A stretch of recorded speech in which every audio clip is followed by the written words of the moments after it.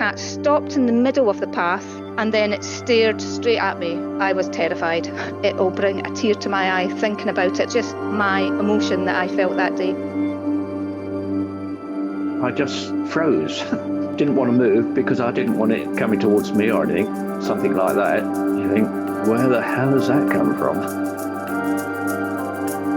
Welcome to Big Cat Conversations. We speak directly to people who've encountered one of Britain's big cats. We also discuss the bigger picture. I'm Rick Minter, and thanks for joining me.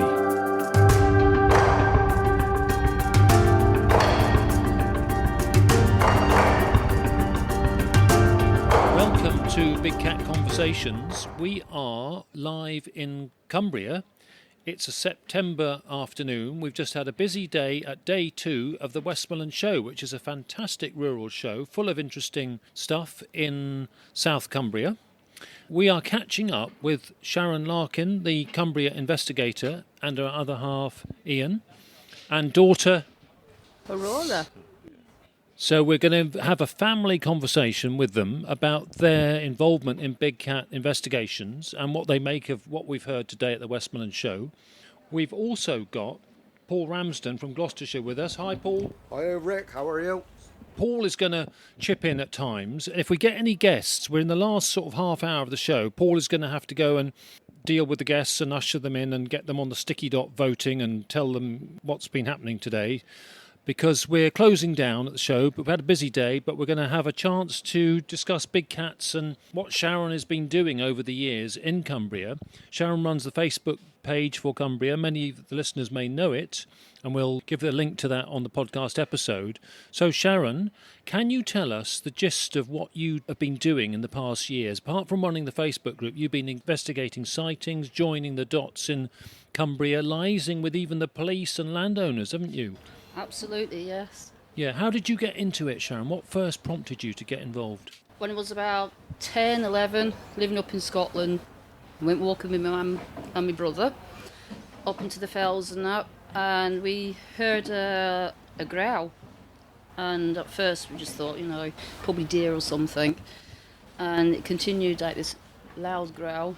So my mum says, right, come on, let's go. Let's get away from it. She said it was a big cat, and that was up in Dumfries and Galloway. We didn't actually see it, but the sound was enough to spur us on back down the hill. I mean, I was only a kid, and it just went from there. Okay, I didn't know you'd had that experience as a young child, so that stayed with you. Stayed with us, yeah. Even though we didn't see it, it was just the sound. We just knew it wasn't anything that was native to the UK. Yeah, so that was round the corner in the southwest bit of Scotland. It was near a place called Dunsker in Scotland, southwest Scotland, just on the outskirts of Dumfries. Okay. Now, into Cumbria, I know you've investigated reports. We'll hear some of the highlights of that. But could we have a couple of highlights of your close encounters? I know you've had sightings and you've had close encounters. What is your most memorable sighting or close encounter in Cumbria? Probably the one where I stood on the tail of the cat when I was near Gretna. And there'd been a few reports there and so on. So I went down. It was a nice July day, nice and hot. Went down, had a look round the hedgerow, followed, look prints and things. Jumped over a sty, and the cat was just stretched out, sunning itself along the hedge. And I'd actually stood on the tip of its tail, and it jumped up, growled at me, and it just proceeded across the field. I went the other direction. That's probably going back about 7 years ago. So it's as close as I've been. How do you think you got so close? Do you think it was an old deaf one, perhaps? I just think it was so relaxed in the sun. It just wasn't aware of me there. Did you have an inkling you were going to be close to one? Were you following up something? Why were you close to it? Why were you there? Well, there's been a lot of reports in Gretna. Every other week there was a report of a big black cat. There still is. So I just took the opportunity to go up there and have a look. I wasn't actually expecting to see one because we know what they're like. They're so elusive. They've gone before we know they're there. But I mean, I took the 2 photos which are on your table there. That was not far away from where that sighting was. But that's as close as I've been. Yeah, frightening. So tell us about the standout features of that sighting and that experience. It was its teeth. I just remember its gums at the front being black, long teeth, and it just hissed at me.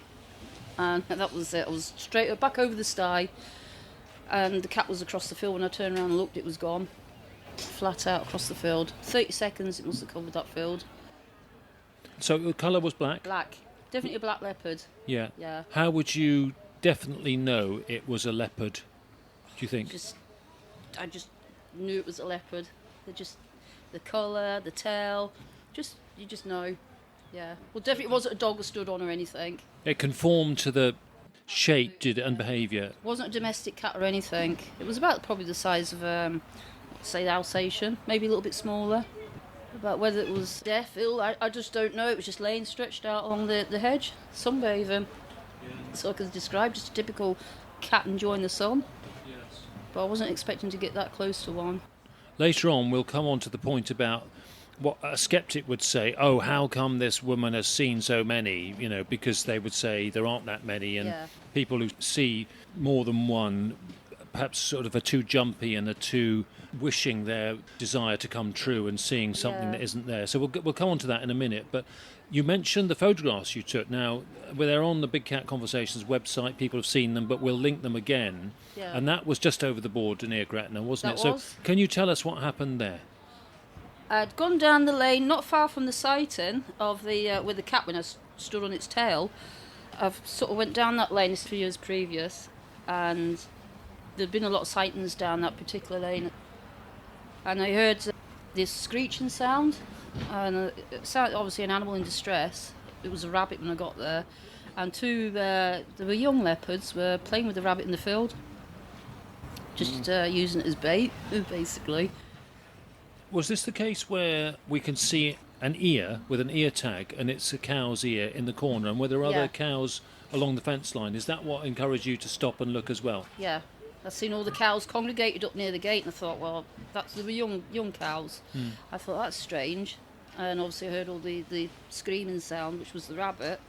And when I looked, I seen the two cats in the field, just playing with the rabbit. As like domestic cats do with mice. Yeah, and one of them was in view for the photograph, and Yep. was other one was back on the hedgerow, out of view of the camera. Is that right? Them photos of both of them. Oh, okay. Yeah, the two different cats. Yeah. Because there's one running and one still Yeah. over the rabbit. Yeah.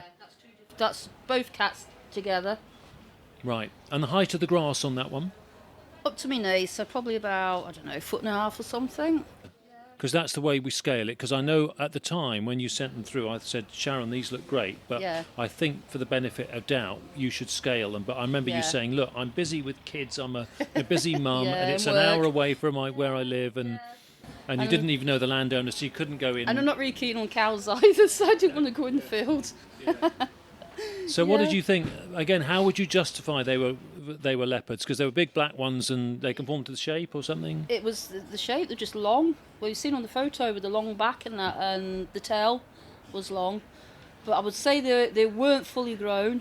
They looked like more probably, I don't know, 2-3-year-old cats, juveniles. But they were bigger than a domestic. So that's when I managed Yeah. to get the photos and that. How come you were there? Well, you were following up a sighting, weren't you, anyway? Yeah, there's been a lot of sightings, and there still is over that way, Gretna and so on. But yeah, I was following up a few sightings in that area.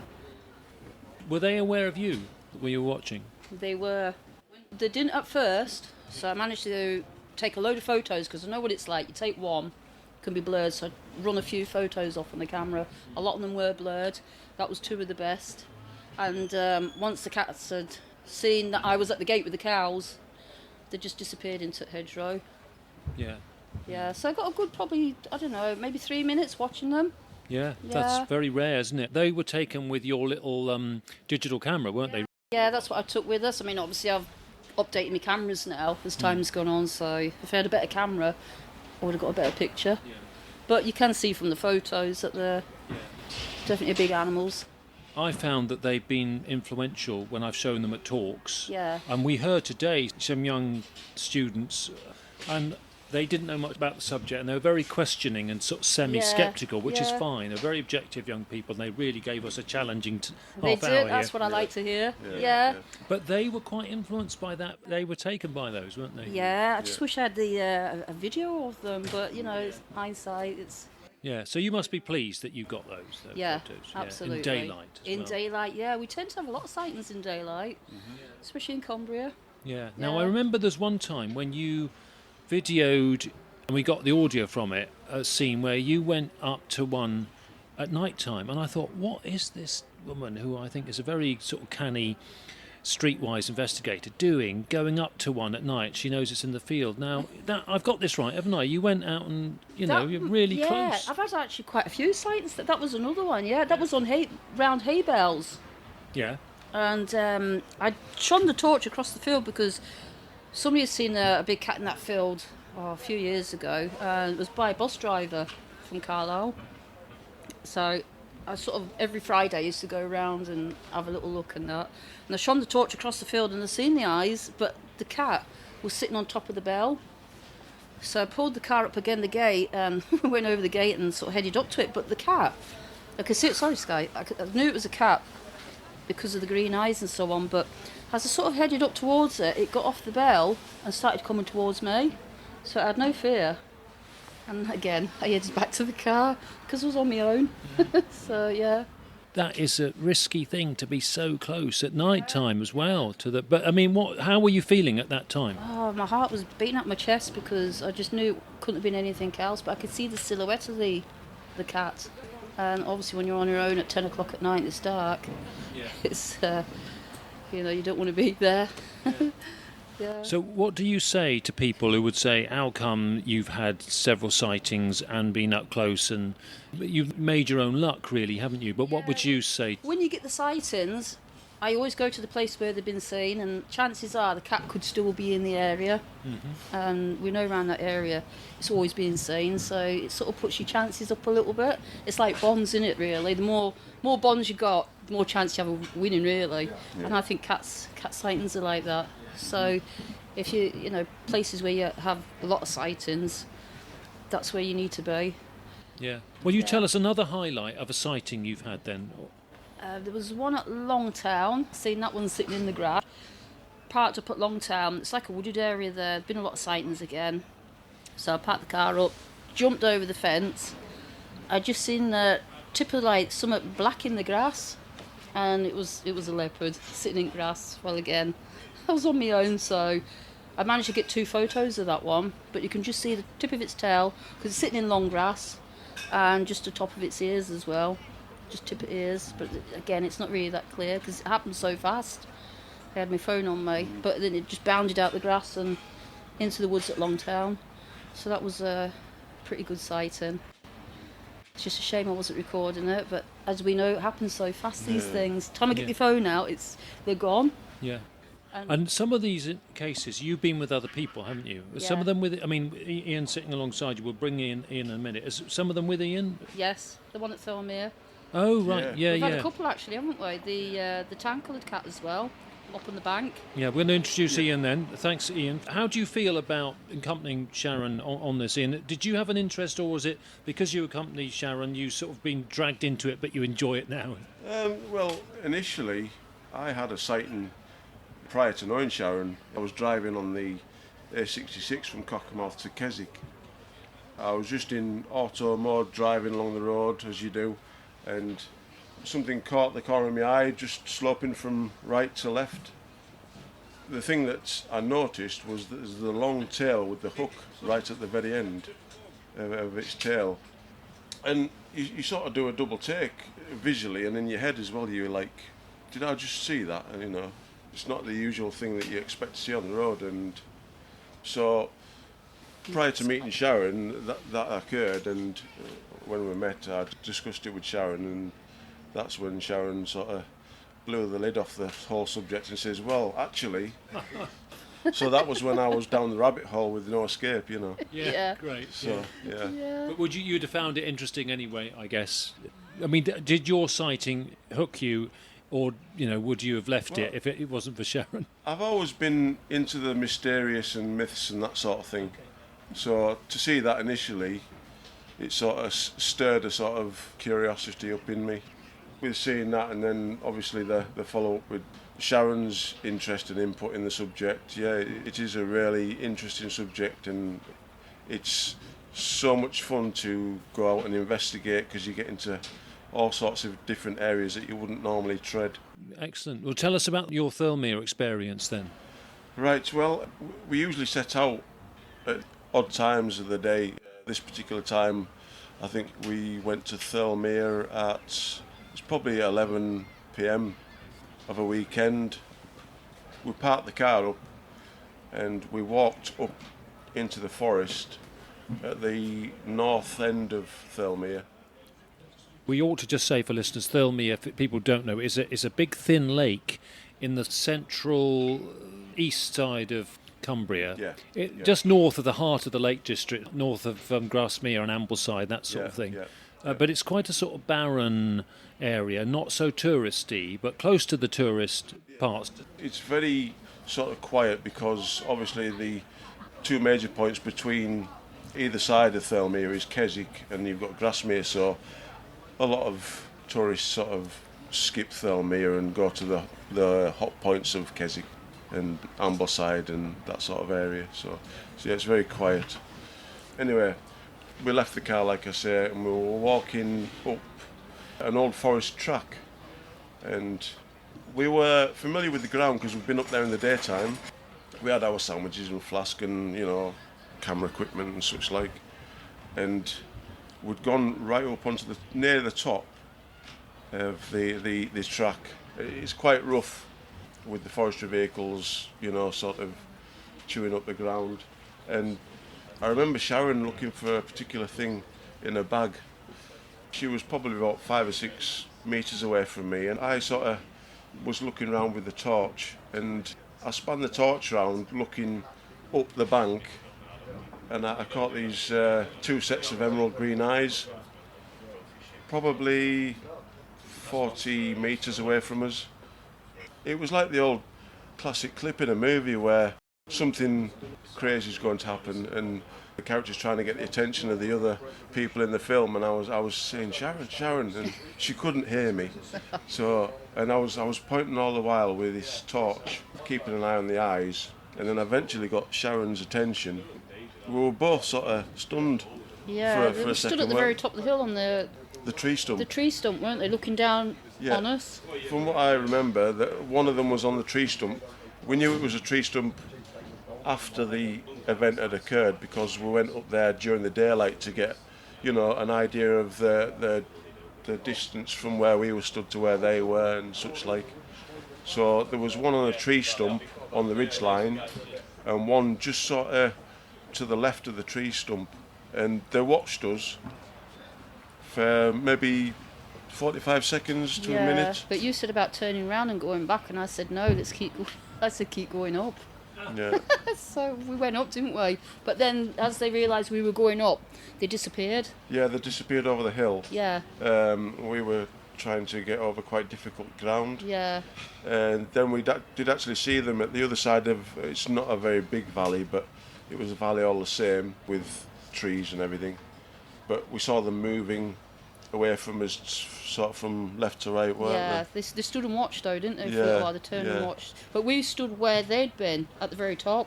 Yeah. Remember? Yeah. We stood at the top there. Yeah, we went there like the following day or the day after. But it was a moonlight night as well, so it sort of, the whole place was lit up with the moon as well, to give you an idea of the silhouette of the cats as well. Yeah. But that was an amazing sight. And what do you think they were doing? How come you encountered them, do you think? I think they were as curious about us as we were of them, because obviously it's not the sort of time of night, the time of day that they would expect to see humans walking round. Because it was after 11 o'clock, wasn't it? Well, yeah, I think it was maybe they were surveying the area for food as well, because a lot of deer there, and being at the very high point up there, they could see all below. Do you think they were adults? What sort of scale did you judge them to be? I say they were adults. Yeah, they were definitely adults, because they didn't seem sort of fazed by our presence, did they? So they weren't. They didn't run off. They obviously had a confidence about them. Yeah. Because they had the higher ground. So they were just looking at us as if to say, when are you going to leave? Ambled back down. Yeah. Yeah. This is our And then there was the other one not far away from there, the tan coloured cat, remember, on the hillside. That was during we the thought day, it was a wasn't fox, didn't we, at first? So we're going on for another one now. Yeah. Yeah. With that many, Yeah, Rick. yeah, we've one or two. We've seen a few. Okay, go for it. This particular one, it was off the back of a sighting, a report that we'd had from. He was a police officer, wasn't he? Yeah. Had got in touch with Sharon, so we went and investigated up there. It was probably, I think it was early afternoon, wasn't it? It was quite warm. I can't remember what time of the year it was though. Anyway, I think it was May time. It was Yeah. just, getting warm. and we'd again gone up a forestry track, sort of zigzagged up into the upper echelons of the hill, and we were just sort of relaxing, taking in the scenery, listening, looking for possible areas and this, that and the other, and we'd had a packed lunch or something, hadn't we? We were moving along the side of the hill, sort of Yeah. from south to north. Just out the corner of my eye, I saw this thing moving through the brush, and the way it moved was very graceful and very solid. It wasn't like a fox or anything, because I know foxes sort of teeter on their legs, don't they? They sort of trot, but this thing moved very gracefully, and it was the same colour as what the police officer had reported seeing, wasn't it? Yeah, it was tan coloured It was tan coloured. because it disappeared into the bracken, Yeah, so you just got a quick glimpse. yeah. But the way it moved was not like a fox or anything like that. We didn't see it after that. It sort of disappeared. It's probably more like that colour, the mountain lion behind you there, tan colour. Yeah. It wasn't red like a fox. I think that was one of the points that I'd made. Yeah. I says that wasn't a fox because there's a differentiation between a fox's red coat and like the blonde sort of dark, mousy coloured hair. And cat, a tan coloured cat has already been seen up there recently. Yeah. By yeah. is it the Duke of Edinburgh? That was the officer, wasn't it? He was skating around the Duke of Edinburgh. Yeah, he'd seen group, it. so that's where he'd seen it. Yeah. And you were able to judge the scale, were you? Do you think? More the movement of the animal. I couldn't really see the scale because it was tight in between, like the bushes either side. But as it moved away, the structural movement of its skeleton was not fox-like at all. Oh dear. Oh dear. No, it's definitely no. feline, Yeah. but not It canine. sort of slithered through the bushes.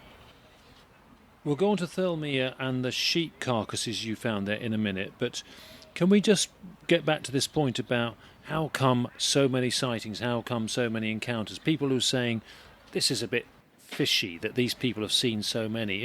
Would you say you've just gone out a lot and you've made your own luck, and so Yeah, just being in the right place at the right time, really. If people are giving you these sightings, well, straight away we go and have a look in that area or in that vicinity, won't you? I do think that because of the Big Cats in Cumbria group and the reports that we get, because we're heading to that area and concentrating our investigations around them areas, Yeah. you know.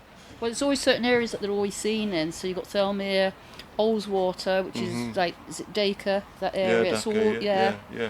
So we're basically getting we have an advantage in the fact that people are saying, look, we think we've seen this in this area, come and have a look. So, when we turn up, you either see it or, yeah. Presumably you do lots of other follow-ups where nothing happens. Yeah. Oh, Yeah, of Yeah, course, we yeah. get more where we don't see anything, Yeah, don't we? Then yeah. it's 9 times out of 10 you don't Yeah. see anything. you don't. It's just that we go out every week. We're out every week, sometimes twice a week, aren't we? But I mean, there has been instances where we've seen it ourselves, just off Yeah. the back of. Yeah, I mean the one having at to drive up. Longlands. Yeah, Longlands. You've yeah, seen was that another one. I squeaked that one and it stopped and looked, didn't it? Yeah, That's a different one, is it? That's That a was different that one, was yeah, the black Rick. one, was it? yeah. Yeah. I think, could I just step in there, because like sort of coming from Gloucestershire and coming up, the environment is so different. Having spent a day at Thirlmere yesterday, I think if you've got the advantage of high ground, Yeah. You can see so much more with a decent sort of set of glasses or whatever. There's so much more ground that you can cover from without having to chase. Like the valleys and sort of things of the Cotswolds are so much different, so much more heavily wooded.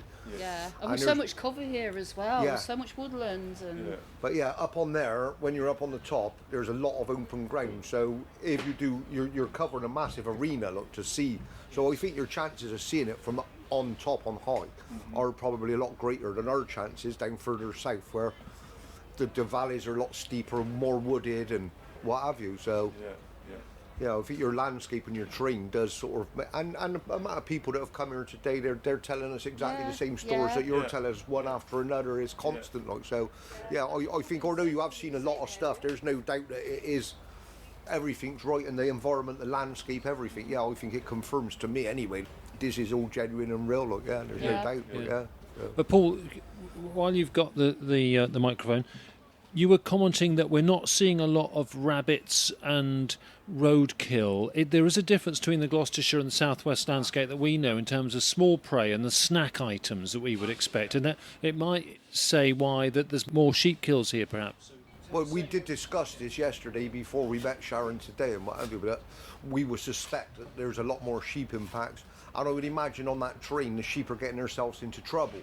Sort of getting trapped in crevices and what have you. Which they do. So, yeah, there is a lot more, I think, sheep predation up around there. And some of the pictures that I've seen as well indicates that the sheep are getting taken a lot more up on the fells here than down by us in Gloucestershire. And possibly the sheep here aren't dipped as much because they're just wild sort of Hedwick, like the old rough hill sheep and what have you, whereas in Gloucestershire, like they're a lot more chemically dipped and things like that. So I would say that the sheep, like from what I've seen anyway, is probably a lot bigger a source of food up here. The lack of squirrels, rabbits, and small stuff. So if you're a big cat in those fells area like Thirlmere and similar, you are living off sheep and red deer largely, do you think? Is that right? Or another deer? There are other deer? roe deer. Roe deer, A lot of okay. roe, Yeah, there are some reds as well, aren't there?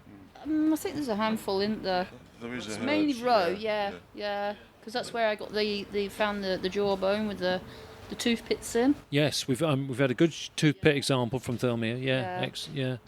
The roadkill. There's not rabbits on the lanes, and deer wandering out. We were driving and the roads were clear, and there was no signs of any Well, I roadkill always look for pickings. them. I seen a badger, didn't we, on the way up? Yeah.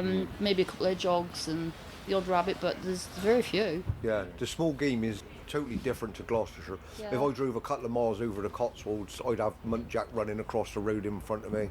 If I stopped and flicked a light around, there's muntjac rabbits and foxes and badgers everywhere, whereas up here, there's a lot less sign of that kind of game. Like, Yeah, Thirlmere continues to produce the goods for you. Absolutely. And you're saying that one of them reported has a white blaze, which is very... So a big black one with a white sort of marking on it. that one's got the white chest. Not much of a white chest, but just, a bit of a white patch. And how many times have you had that reported? Probably about 4 times now. 4 By times. people who don't know of each other's reports, so it's just consistent. tourists, and they've seen it, and then they get on to, they Google it, and then find big cats in Cumbria, and then they send me a message that they've seen this big black cat. And normally it's got a little bit of a white blaze on its chest. Why do you think Thirlmere is so good? You've got to know it, obviously, so there might be other places that are as good, but you don't know, I suppose. But do you think it's because, like you said earlier, it's not so busy, and the cats have got less disturbance there? No tourists there hardly, and if there is, they're either rock climbing or going up to that craggy piece. Yeah, I do think that Thirlmere could also be a path for them moving around in between territories, and they have been seen in that area specifically, but I do think they're moving between areas. Yeah, they go up to Harrop Town and over where the Daffodil Hotel is up there, that town up there. They've been seen. And over to Olswater. And so tell us about the sheep kills. You found a lot of sheep. I know you find sheep kills elsewhere, but I mean, we've seen some of the photos and we'll put some on the website for this episode, but are these times when you followed up a cat report and you found sheep kills as well, or are they just random that you've come across them? Tell us what you're finding. Well, it's both really. You get the reports that the big cats have been seen, so you go and have a look, and often we've found sheep, haven't we, been eaten, and over Loweswater Mosser. The sheep have always up there. They always seem to have the noses missing. Yeah. Usually damage to the throat, they've been eaten, but the faces always seem to have the noses eaten and so on. Suggesting this Yeah. muzzle hold impacts suffocation. Like an impact Yeah. on the muzzle. And it's the same with the Thirlmere sheep. Yeah. What's the most number of sheep you found dead and consumed, likely cat in your view, together? Sometimes it's several, isn't it? Yeah, that's Thirlmere again, There all the was one- sheep. I would say within 400 square metres there was maybe 6 or 7 sheep, wasn't there? Yeah, And they were all emaciated and eaten and ripped. And Yeah. Again, the muzzles, that impact on them. it was almost as if they were. We could see all the bones and the sheep's nose was all broken. And I think, well, surely badgers and things are not going to do that. Were they all of a similar age? All Yeah. one similar event, over a couple of weeks? It was predation and consumption over a Yeah. couple of weeks. And perhaps? it's usually about winter time, isn't it? There's Yeah. usually quite a few sheep up there always Yeah, been eaten. yeah, You can see them in the field as you're driving past. It's always, you can see a carcass, can't you? yeah, yeah, yeah. Yeah. As Paul was saying, the fell sheep here the upland sheep have a tough life, so some of They them are do. going to get lame and injured. So Yeah. I know they're an easy target for cats anyway, but if they're half injured anyway, they're even more of a target perhaps. Yeah. Yeah, yeah. That's it, because the farmers won't get all the sheep off the fells as well, because there's such an expanse up there. They'll only probably get so many down, and there'll be a few that are wandering off on their own, sheep. I don't think for a cat it's preferred sort of sustenance. No, we A know sheep. that farmers are telling it to us, and other people are telling us that it doesn't seem to be routine like deer Yeah. kill. But I think if they're, it's interesting. You are noticing a lot of sheep kills, and Paul is saying maybe that is because the smaller prey in the upland areas is not so available as it would be. Presumably, there'll be rabbits and squirrels and other stuff in the lower areas of Cumbria. But yeah, maybe it's that pattern. There could be, We did just thinking about the show, the what we've had, the feedback from farmers at the show. Today is day 2, and we've had 2 grumpy farmers today because they've said they found it difficult to tolerate in relation to the number of sheep impacts they were getting. So they both actually put on the sticky dot voting board. There's a range of options, and they both put Cullum. yeah. And they were not apologetic at all. Although one of them did say, the second guy put Cullum, he said, I don't want them all to go. He said, and we have to learn to live with them, but I'm getting so many cheap impacts, I think there should be less cats, basically. So we meant cull them literally, not cull them and get rid of them all. Yeah. Just manage them. Yeah. I mean, that would be difficult to do, of course, but that was his attitude. But yesterday we had 2 sheep farmers in, and they were very respectful of the cats, and they said they've had impacts on their sheep over the years, but hardly any. They were saying if they're impacting the deer and they're doing vermin control, then they're good news for the habitat of Cumbria. So they're much more tolerant, and their sticky dots went on the leave them alone option. So it shows you different people have different views depending on their I circumstances. tend to work with the farmers, don't we? And they've all been pretty good. And they respect you looking into it. Yeah, absolutely. I always go down, speak to them, tell them what we're doing. If it's all right to go on their land and so on. And 9 out of 10 have been fantastic. Yeah. Are you frustrated that because I know you've done camera traps, trail cameras, and you try and find evidence. Do you get frustrated that we can't get more and better evidence, or do you just realise it's a long haul? I do get frustrated, yeah. But it's just luck of the draw, innit? I do believe it's just a matter of time Of before course it something is, yeah. solid comes from this area. So, Yeah, it is a matter of time. Yeah. And trying. we will get there. I know for a Yeah. fact we will. Yeah. We'll get something. And the fact that you're networking with people who respect you and Yeah. want to work with you, that's great. You've got a good community, haven't That's you, it. of We support? get permission off the farmers to put the trail cameras on their land if they've had, trouble with cats and things. So yeah. Yeah. So if listeners can hear a bit of background rumpus, people are packing down at the show, and we're taking the opportunity to have a chat. But it's been a great day at the show. What have you made today of the show, Sharon? Meeting people. It's been absolutely brilliant because I've had sightings today that I didn't even know about, but they have been in the areas that I've been concentrating on. So we know these cats are there. You know their territory, which obviously is Crooklands and places like that. So we know they're here. Yeah. And the chance to talk at length with people and farmers and Yeah. see people swapping notes. Yeah. It's been educational. What was the biggest surprise today from talking to somebody that you had that you weren't expecting, perhaps? I think the fella that came in quickly spoke to Paul, that fella from Ayrshire. Yeah, the guy whose friend shot one. Yeah. Oh yeah, tell us, Paul. Then go for it. Spill the beans. We were in conversation with a group of other people, and a young chap popped in, and he told us that his friend had shot one in Ayrshire, and he'd contacted a wildlife group, and they'd come along with the authorities. They'd taken the body away from him, told him that if any photographs appeared or any news appeared of it in public, that he'd lose his firearms certificates. And Yeah, we just hang on. Yeah. We'll do it again. We'll just have to pull the table out of the way a bit. someone's just trying to reverse a car out while we're talking. That's They're going to take our model Puma out. apologies for the delay, but he just nearly took the side of the tent out where we are. But yeah, he told us that he was threatened basically by the authorities with losing his license and everything if he made public what had happened to him. And he kind of blurted out, offloaded his burden, and ran away basically, and left us stood here kind of aghast. But yeah, it's not the first time I've heard that, and it's probably not going to be the last. But we don't want to go too far down the conspiracy road and what have you. But it unfortunately does happen. Like, yeah, so it was another example. Yeah. He wanted to get that off his chest, and he was gone before I could even ask him any I more think questions. that was the chap when I was leaving the stand. I overheard him say it to his partner, and I said, "Go tell them guys." And that's when he came up. I think it was. Yeah. All of about 30 seconds he was gone. Yeah. But that stuck with me because it just shows you what we're up against then. So it's very plausible and credible. He Yeah. hadn't come in to just tell fibs Yeah. about that. There was a lady that turned up earlier on, and she was relieved to see this stand because it gave her the sort of the release of, thank God I'm not going bonkers, because there are other people that know about these creatures and the fact that they're out there.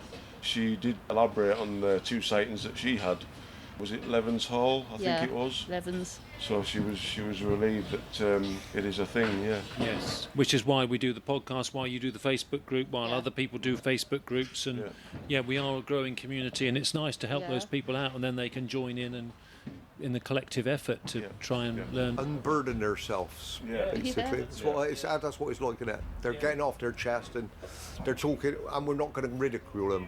I mean, I expect they've spoke to other people and had the Mickey taken out of them enough to just hold their secret then. So it's, I think like the feeling you get is that it's a bit of a relief for them to be able to just express it to us. So I think everyone goes through that initial, do I tell anybody? yeah. I mean, I did myself when I was speaking to Sharon initially about my first sighting. So. What about in Cumbria itself? Were they mainly places you expect sightings, or were there some new places that you had reports today, Sharon? There's been a few new ones today, ain't there? I've noticed, yeah. Yeah. What was that one? Was it Pillin or something they called Oh yeah, it? we had one from Yeah. Pilling. Yeah. But there was a couple from that same place, from different people. Paul took the one from Pilling because that was quite recent, where a combiner had flushed one out, hadn't it? Which does happen. The guy seen it clear a big dike. It got up in front of the combine harvester, and obviously got quite a good elevated position from driving a combine harvester. And he watched it, and he said it cleared a massive dike in one jump and was gone. Yeah, but that, I think like you said, was about 4 weeks ago. Like, Well, let's hope you get some more membership from the Facebook group. And how do you find running a Facebook group and the community behind that, Sharon? It must be very helpful, sort of networking. I know Yeah. Facebook groups can have an issue. Sometimes people get a bit mouthy, and you have They to. do. I have to weed them out if they get a little bit silly, and if they try and discredit the group. I'm sorry, but they get chucked off. They're not back on again. Yeah. Some great people on there, and a lot of people will message me and say they're seeing something. If they ask us to keep it off Facebook, keep it confidential, we'll go down that road. That's fine. Other people don't mind me putting stuff up on there, but we try and keep it so that the cats, and we don't give the exact location away because we don't want folk going down and bothering them. What kinds of proportions over the years do you think you get? I mean, we tend to keep saying when guests come into the tent, 3/4-ish are black leopard types or black panther types, 20% are puma types-ish. and then 5%, give or take, are lynx. Yeah. What kind of pattern is there in Cumbria? Is it different from that, or is it the same as that? Or Well, I would say 90% are definitely black leopard. really 90%, as high as that? Absolutely. We've only had a very, very small percentage that have been lynx, spotted cats and things. Sometimes savannas that people are seeing. Yeah, we'll come on to savannas in a minute with a certain character. Pumas, yeah, we've had a few of them, haven't we? But it's mainly 90% are black leopard. Do you think you get sometimes black ones that you can't be sure are leopards? Yeah. Yeah. Which might be leopards, but you can't be sure, or there's something It else. may be just juveniles, you know. Yeah, and you've had tip-offs from the police as well, haven't you? You get Yes. yeah. The police have been in touch. They let me know, some of the officers and that. They've been pretty good, haven't they, Ian? Yeah. Let us know about some sightings and so on. One at Longtown, and it's nice to keep on site, you know, with the police. Let me know. And what about the kids? You know, I know you've got more than one, but Yeah, they have an interest. They have to, Particularly this because the front room's just covered in big cats, and one. Yeah. everything's big cat in the front room, innit? So yeah, they have to live with it. do you think you'll do what your mum does when you're older, or can you see the interest in it? What's your view on it? I think I might do it, but We need some young legs. Yeah, we're none of us getting old. But there's other things in life as well, aren't there? Yeah, Pokemon, Yeah. phones, sharks. Sharks. oh sharks. Yeah, You wanna She likes be a mo- sharks. Yeah. Do you enjoy going out in the outdoors, and does it make a walk more exciting for you? Yeah. Yeah. There's been some scary moments, hasn't there, Yeah, for us yeah. all? You've heard the growling, haven't we? And I've told you to get in between us. Really? Remember? Well, how did you feel when you heard the growling? Scared because I thought I was going to get eaten. Look what I you're was doing to thinking- your kids, Sharon. I know, I'll have social services down now. I thought I was going to get eaten. I was complaining. Yeah. Well, she's got a day off school today, so it can't be that bad. Well, it's very educational to come to a show like this. All sorts of wonderful things going on. That's what I said, so. Because there's other children coming in groups from school or from scouts and brownies and things to look at it anyway. So, Yeah. yeah. You've enjoyed it, haven't you? Yeah. Better than school. Yeah. Are we going to go on to Savannah Cats and a certain character at home now then? Tell us about a certain Savannah Cat then. Mr. Bagheera. So those people who know Sharon and her Facebook presence and Instagram, whatever, might know that she has owned one Savannah Cat, now more. But tell us about Bagheera and what it's like owning and looking after a Savannah Cat in the house, Sharon. He's a character, isn't he? It's like a dog in a cat's body. But I mean, you can still take him out for walks. We would go up on we've been to Thirlmere with him, haven't we? And travelled up to Scotland with him. Like I say, it's just like having a dog in a cat's body.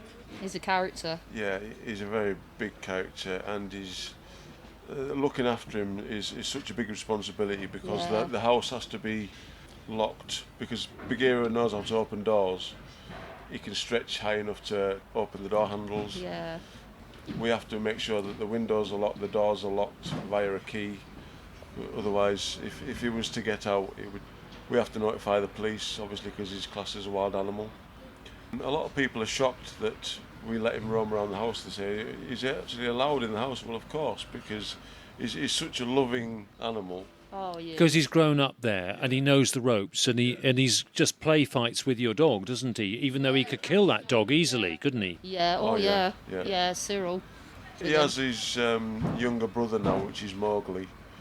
Yeah. Younger half brother, so they're like Morecambe and Wise, watching them sometimes. They're really funny to. They were the smaller, yeah. weren't they? Again, we'll put some photos and maybe a video link or something with the show notes of this. I'd love to have fetched him episode. today. We'd actually been on okay today. Yeah. I Yeah, think, Yeah, we were worried there were too many dogs in the showground that he would sort of react.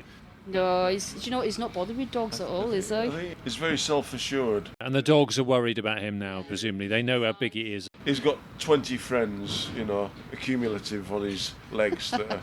He's very sure of his abilities, I think. Yeah, and you take him out on a harness and a lead, don't you? Yep. So he gets plenty of outdoor exercise Oh, and yeah. walks Loves with going you. out. Yeah. Yeah, just the vets he doesn't like, but yeah, he likes to go out. I do remember the first time we took Bagheera out with his brother, Mowgli. We thought, we'll take them somewhere nice and quiet. So we took him down to this country lane towards Crummock. And it was a bit of a baptism of fire for Mowgli, because he'd never been out before. And he was only 12, 13 weeks as a kitten, wasn't he? Yeah. Was it? So anyway, it was all quiet, and then it suddenly turned into the M6 for traffic, and then fighter jets went across. He didn't like You it. know, and That screeching noise. yes, so it went from really peaceful to, all hell broke loose. Yeah. But the cats sort of took it in the stride, didn't Yeah, they? well, Bagheera's not. He's not frightened Yeah. of nothing. Yeah. Apart from road sweepers. Road sweepers he doesn't like. Yeah. Okay. Yeah. It must be that hiss, and swans. Swans. He doesn't like swans Yeah, because they Yeah. hiss at him. yeah. And what scale? So listeners know. So when you got him, what size was he? And now, what size is he? Of course, a Savannah cat obviously is bred from a serval, so Yeah. he's got that in him. His grandfather's a serval. Oh yeah, he's very long now, isn't he? And Yeah. he's stretched out since last time you've seen him, Rick. He's gone very long, elongated, I call him. He's about 4 foot from nose to tail, Yeah. tip at tail. Yeah, He's when he about stretches out, yeah. between 9 and 10 kilo. What's he capable of? What do you if he got out and was naughty, what would he do? Do you think? He could kill a neighbour's cat, couldn't he? Yeah, Presumably. he does not like other cats, does he? No, he's very territorial. Yeah. He stands his ground for his own home, home life. Yeah, he'll kill other cats and maybe the odd dog, probably. Yeah. Knowing him. Yeah. Yeah, that's why we had to keep him in. If he's on his lead, he's fine, but Has he ever scratched you or by mistake and caused impacts? Or... yeah, I've been in hospital twice, with his scratches. Really? Yeah, 'cause they've been Yeah, because he's cut me Yeah. right down to the bone. It wasn't him being aggressive, it somewhat frightened him. Yeah, if he's surprised by something, Yeah. and his power, his instant power to get away from a situation that he's not sure of, is immense. Well, he used my hand and Yeah. it took me... It's when they lever away and they use you as a skewer Yeah, to base. Yes. exactly. The central sort of part of his body is just a big muscle, so it, What about the one on your chest? You got one now, off yeah, Mowgli. yeah, that's just off Mowgli. And you can a see couple of like the scratches, yeah. spacing of his paws. Good grief. Does it make you guys cautious with him, or do you sort of get a bit complacent because you trust him? No, we're always cautious with situations, aren't we, with him? Even though he's placid, it's just Yeah. someone can just turn him, and he's a different animal, isn't he? Yeah, but he plays with us, but using his claws and mouth, but he doesn't go sort of 100%, using all, he Yeah. sort of plays with our hands and stuff. He's not aggressive, but he plays, because he's such a big cat, he plays harder. If he finds himself putting his feet towards your face, he always realises and backs off instantly when any damage to you, Yeah. your face or head. If he knows he's getting at your, say, your joggers or your pyjamas or your clothes, does he claw more? Because I've noticed my little stray cat, who's quite wild, he'll sometimes go full on to sort of push me away and attack me if he's in a bad mood, but obviously withdrawing a bit because Yeah. he makes that concession. But I've noticed when I've got my joggers on in the house, that sort of thing, he'll think, oh, that's not skin, I'm going to go further. Do you have that sort of reaction? Sometimes, yeah, I would imagine. It's amazing how they make that judgment, I think, instantly. Yeah.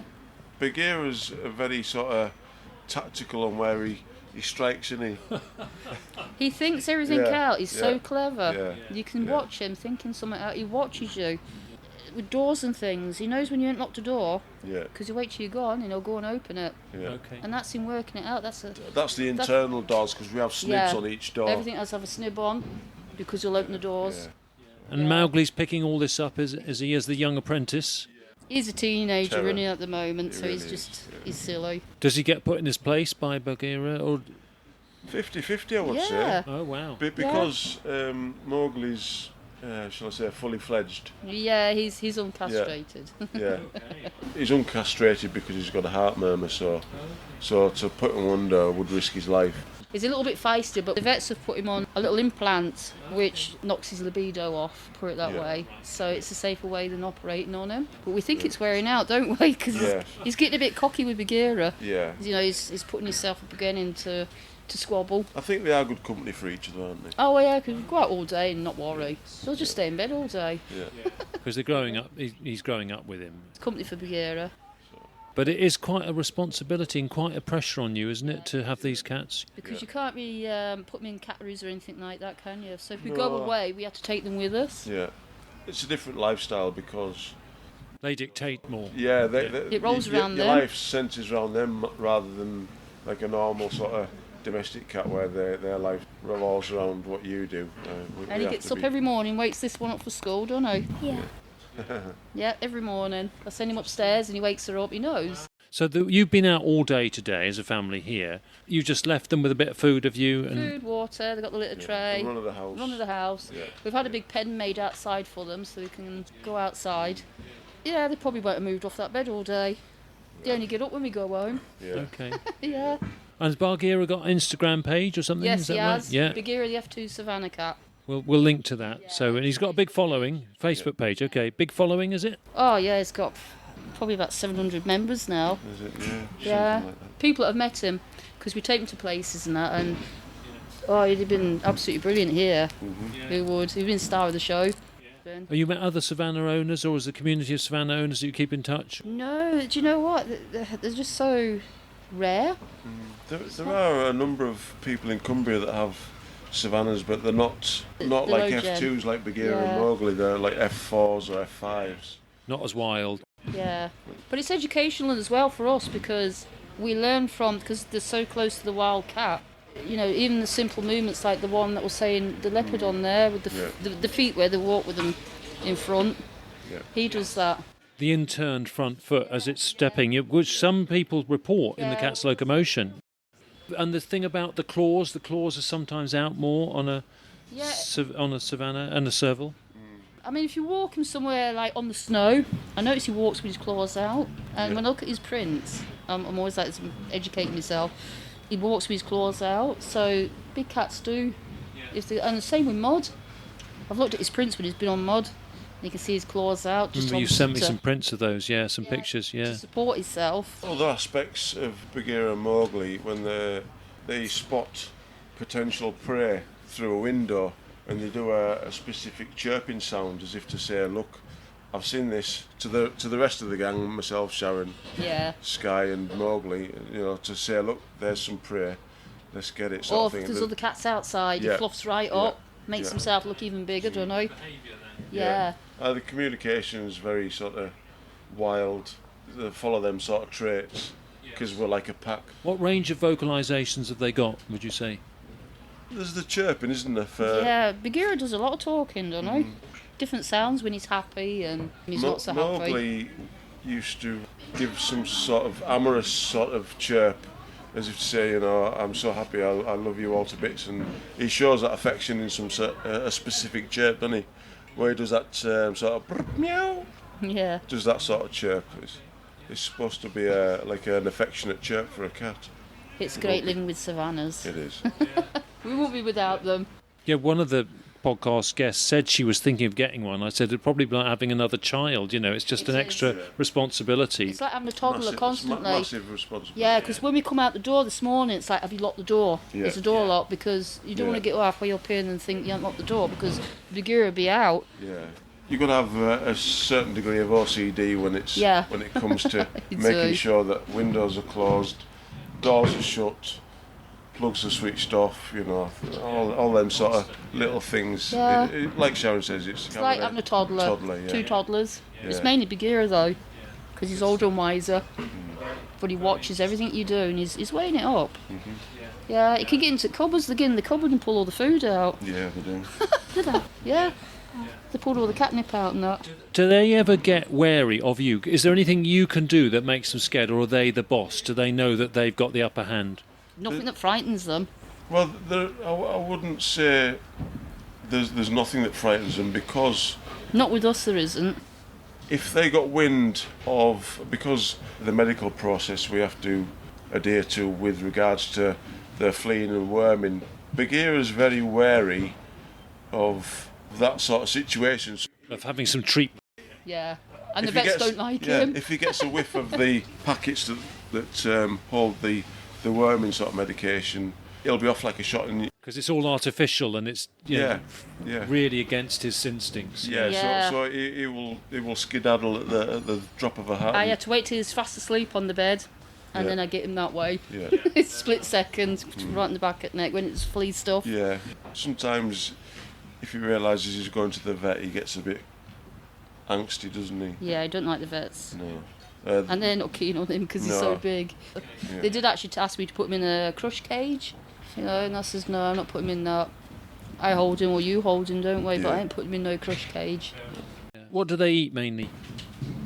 We do usually feed them a variety of things like raw eggs is a good one for them. You have to keep it as close to the wild as possible. Yeah. Crickets, locusts. It's quite entertaining when we get a packet of locusts or crickets and let them go in the living room, and Bagheera and Mowgli will subsequently hunt them down using their unique hearing abilities, and they'll just sit and listen for the rustles and that, and then they will eat them as they find them, won't Yeah. they? We don't have to worry about crickets around the house because they Yeah. don't last long. Even if they just sneak out late at night, the Sometimes cats you will have find, them. yeah. Sometimes you find the odd leg of a cricket or a locust. Or under spider. there. Yeah. They never damage curtains or the upholstery in trying getting them and misjudging it. Oh, they're clumsy. Bagheera's clumsy. Yeah, but I don't think they've not really caused any sort of massive No. damage, have they? Sometimes they scratch the sofa, The but we have wallpaper. as yeah, well, wallpaper. But that's just a territorial marking. yeah. So we put Yeah. bits of carpet now on the side, so they can just rip the carpet off the wall. That would be like my stray cat catching moths. I hate it when it catches moths and butterflies because I don't like a cat killing my wild insects in the garden. Yeah. But cats in the wild do that, don't they? It's part of their diet. Yeah, as they would in Africa and places Yeah. like that, isn't it? Yeah. And eggs, isn't it? They're strict carnivores, yet they'll eat this other type of food, eggs and insects, as Yeah. part of it. In terms of meat, you know, what are they eating for meat? Chicken. Yeah. They don't like it raw though, do they? No. They like cooked chicken. Like I think it's because we've made them Yeah. fussy, and they've got On the bone as well. yeah. Well, they don't have the bone. No, but they like the chicken Yeah. off the bone, don't Chicken they? off the bone. They've got a slab of steak sitting in the fridge Yeah, at the moment, so steak. that's for tonight. They'll have steak. So it's, they don't have cat food. They don't have whiskers and all No. that stuff. They We do have irons, don't they? They have to have wheat-free because they're a hybrid cat, so to speak. Their kidneys are quite. They're intolerant to wheat, which Yeah. I think most animals are, dogs and Yeah. cats and that, because they bolt the food up now, don't they, with wheat, which is Yeah. not a natural part of their diet. Um, So we try and avoid it. We do from time to time treat them to frozen mice as well, don't we? So Yeah. so it keeps their carnivorous sort of spirit alive, you know. Bagheera catches his own, don't he, when we take him We out? actually one time happened upon, was it a pheasant? Yeah. It was a pheasant. It was there a pheasant. There was a pheasant dead on the road, but it looked. In fact, I think we followed the car that hit it. Yeah, it was fresh. Yeah, so we put it in the boot of our car, took it home, and introduced it to Bagheera to sort of see what he was doing. So, but he plucked it and started eating parts of it, didn't he? Yeah. So How yeah, interesting, he did pluck it. yeah. Sat and plucked. Probably Was it down there? confused him for a little while, but he started plucking it and then eating the inside of it, didn't he? He did. Yeah. Yeah. So, Wild animal lineage, so we sort of yeah. we learn from him as well. And you learn a bit about the cats that you're following. Yeah. Fine. Well, we're in the last little part of the episode, and quickly on reflections on the show before we then sort of think about the future of the subject that we're all investigating. So, final thoughts on it. Paul, first of all, your reflections on the show and who you've met and what the highlights. It's been really good, Rick, because it's such a contrast to what we got back home. But it's the same situation going on here. You've probably got more activity up here than we have, and I think that's probably because of the lack of people in the areas that we've discussed. So the cats are probably roaming about. And like I said, the cover situation. It's a lot different, but it's another community developing in another part of England and finding their way in our environment, basically. Yeah, so yeah, it's another kind of a chapter in a massive ongoing book, basically. But yeah, it's been really good, been really interesting. Quite tiring, but yeah, worth every bit of it. Yeah, And definitely. it's so interesting to come to a different region and get reports in a different context. Yeah, but that yeah. shows you the value of swapping notes and comparing, I think. Definitely, yeah. Yeah. It's been definitely educational today. Yeah. So many sightings and things that I've heard. And it's been a 2-day show. You weren't here yesterday. I and wish it I was came similar. yesterday now. We'll show you the reports from yesterday. Yeah. There was more interaction. It's great when people just stay and swap notes with each other Yeah. and chat, where there's been a lot of that going So I on. was trying to listen to everybody over there because there Yeah. were 3 or 4 people different, talking about sightings, and I was trying to tune into all the different sightings because I didn't want to miss nothing. Sure, yeah. Yeah. You'll follow some of it up and put Yeah. and map some of the sightings. Yeah, to, well, it gives me an idea where the sightings are more prolific. It's Final then 5 minutes about just the future of the subject. And Paul, is there any questions you want to ask Sharon and Ian about, what you reckon that you've picked Really, up? the only thing that we need to know is, because of our presence here and why we're here, about about the thermal kind of. And we've learnt a great deal, because, I mean, when we got there, the difference in environment struck us so much, the lack of small game and all the rest of it. At first glance, you wouldn't have thought there was enough here to sustain a population of cats, but obviously we haven't gone far enough, I don't think, on the mountains. And yeah, it's been a real education for me.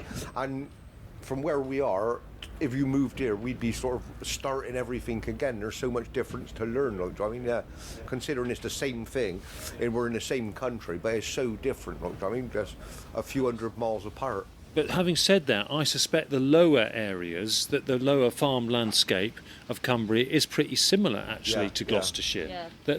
The mountains and the uplands are different from the lowlands, I suspect. You do have rabbits and deer and small game. Yeah. They are out there. I just think we've got more cover with. I mean, I think Cumbria as a county, compared to counties further south of the country, is quite sparsely populated. Yeah. So I think there's obviously spikes in population during the tourist season.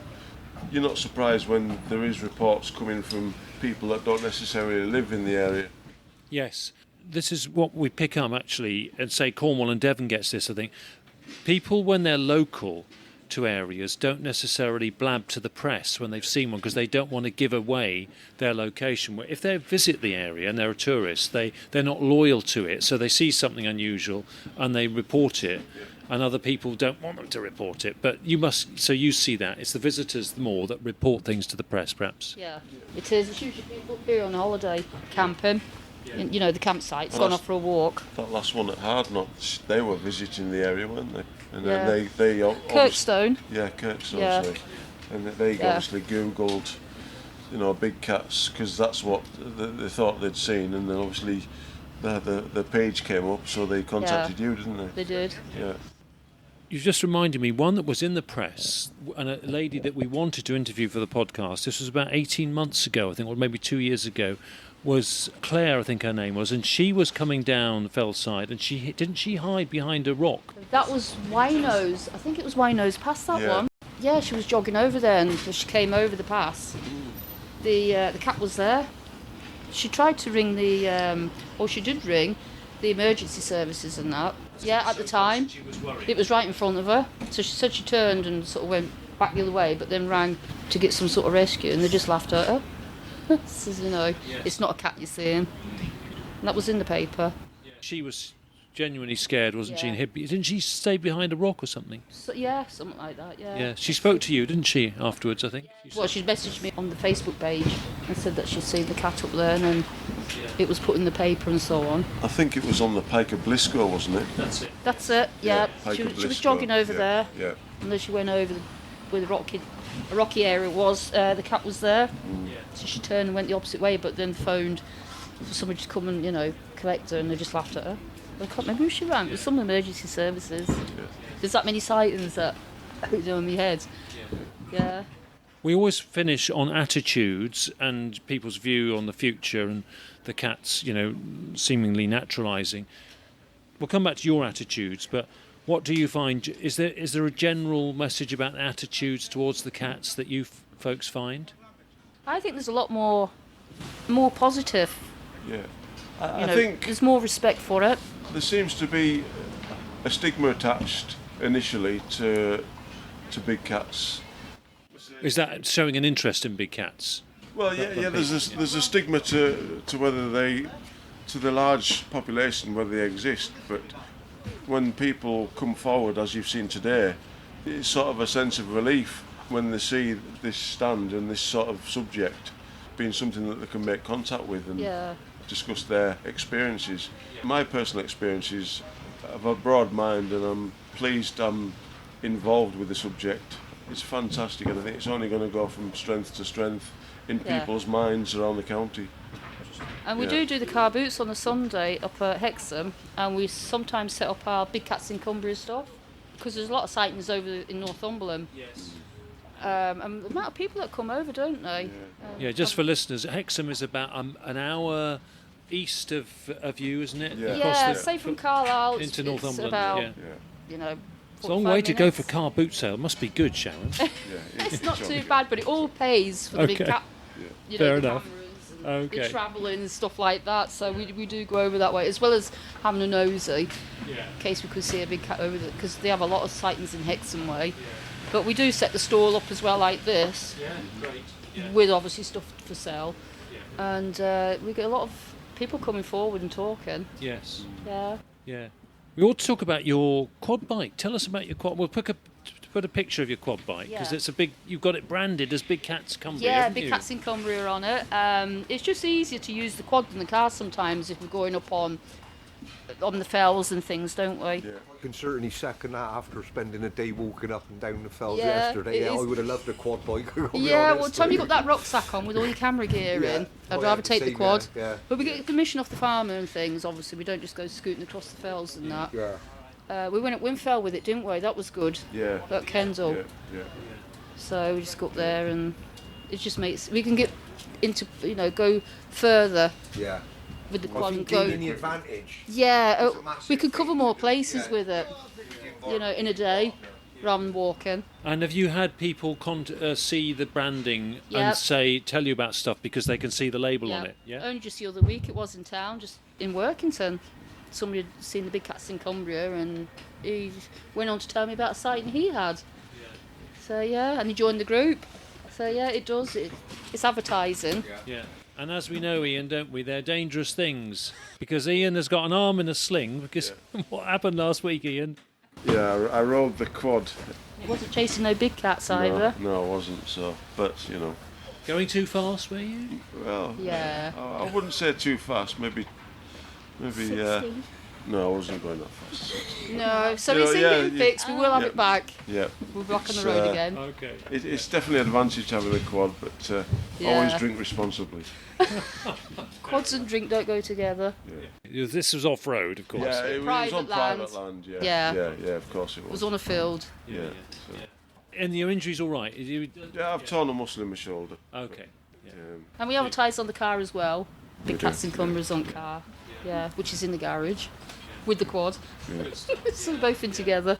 Is it in the next, say, 5 years? Is there much you're going to do different from what you've done the past 5 years in terms of investigation techniques?